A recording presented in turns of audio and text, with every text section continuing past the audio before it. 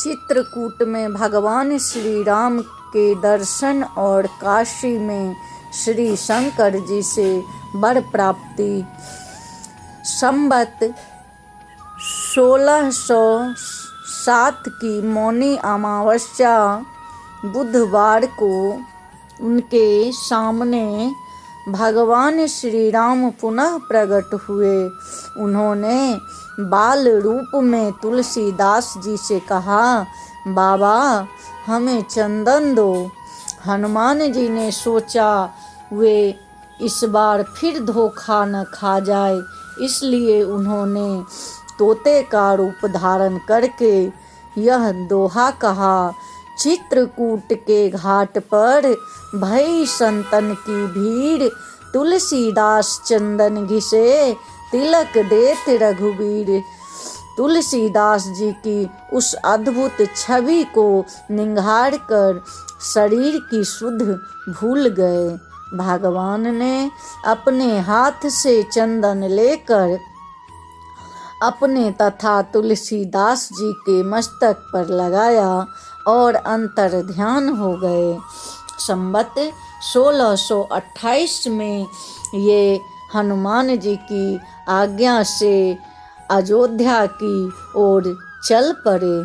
उन दिनों प्रयाग में माघ मेला था, वहाँ कुछ दिन वे ठहर गए। पर्व के 6 दिन बाद एक बट वृक्ष के नीचे उन्हें भारद्वाज और याज्ञवल्क्य मुनि के दर्शन हुए। वहाँ उस समय वही कथा हो रही थी।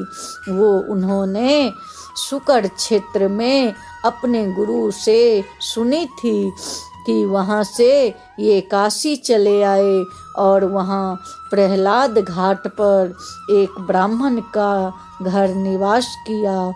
वहाँ उनके अंदर कवित्व शक्ति का स्फुरन हुआ और वे संस्कृत में पद्य रचना करने लगे, परंतु दिन में वे जितने पद्य रचते, रात्रि में वे सब लुप्त हो जाते थे। यह घटना रोज घटती थी। 8वें दिन तुलसीदास जी को स्वप्न हुआ। भगवान शंकर ने उन्हें आदेश दिया कि तुम अयोध्या में जाकर रहो और हिंदी में काव्य रचना करो। मेरे आशीर्वाद से तुम्हारी कविता साम वेद के समान फलवती होगी। तुलसीदास जी उनकी आज्ञा की शिरोधार्य कर काशी से अयोध्या चले आए। संवत 1631 का प्रारंभ हुआ। उस साल रामनवमी के दिन प्रायः वैसा ही योग था जैसा त्रेता युग में राम जन्म के दिन था। उस दिन प्रातःकाल श्री तुलसीदास जी ने श्री रामचरितमानस की रचना प्रारंभ की।